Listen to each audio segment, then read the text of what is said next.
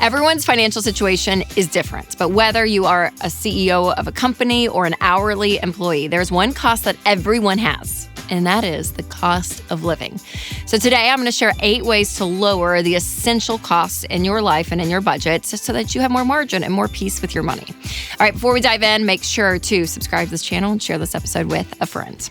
Okay, so really your essential costs, I consider your 4 walls, which is food, shelter, utilities, transportation. So when you look at these utilities, it's going to be, things to keep your house running. Housing is going to be your rent or mortgage. Transportation is making sure that you have transportation for where you need to go, whether that's a car, making sure you have maintenance and gas and all the things, or maybe it's public transportation. And then we have food. And in food, again, obviously it's a need, but I'm not talking about like extravagant going out to eat all the time, but just like your basic food, groceries, what you need to survive. Those are the things that everyone needs in the world today. So let's talk about cutting some costs. For utilities, let's start there. Number 1, cut or combine streaming services. So this is one part of your bill that you're going to see every single month. And for many of us, you kind of just keep adding on subscriptions. So take a moment and be like, hey, what do we actually watch? And if we only watch like one show on one thing, maybe we can eliminate it for a few months, and that's going to save us some money. So again, combining some of these services or cutting them is going to be your best bet. Number 2 is reduce utility usage. So when you think about your water, for instance, right, taking some shorter showers, when you're brushing your teeth, turn off the sink. Think about electricity. Like if you have lights on all the time, you're going to be paying for that. So maybe turning off some lights, adjusting the thermostat when you're not home. So there's some elements here that is going to get money back in your pocket when it comes to your utilities. And if you pay for any of your utilities online, an easy way to save yourself from losing money is to protect your online privacy from hackers. And this is one reason I love Delete Me. Delete Me is an incredible service that goes in and removes your data, because so much of your data you don't realize is out on the internet. And this is everything from your job history, your address, your phone number. There's so much that is out there. And so data brokers will gather this information and then sell your data to other companies so that they can spam you, sometimes scam you, and we don't want that. So protect your online data with Delete Me. You can get 20% off your Delete Me plan by going to joindeleteme.com/Rachel. All right, next up is transportation. So the very first way, the biggest way for you to save money when it comes to your car is getting rid of your car payment. So the average used car right now, their payments is around $500. A new car is up to $700 to $800. So it is insane how much money your car payments are taking from you. So what do? Well, sell your car. And if you only make like $2,000 to $3,000, go buy a car with cash, save up some money, and maybe buy a $5,000 car. If you're underwater on your car, which a lot of people are, then just say, okay, go take a small loan from the bank. And let's say you have a $25,000 car loan, but you can only sell your car for $20,000.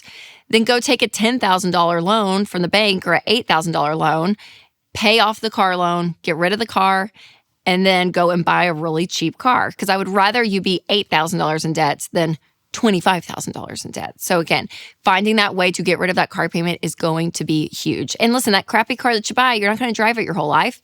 Drive it, save up on the side, sell it, put your money together, and step up in car. But you're going to do it slowly over time. But putting $500 to $800 back on average into your budget is tremendous.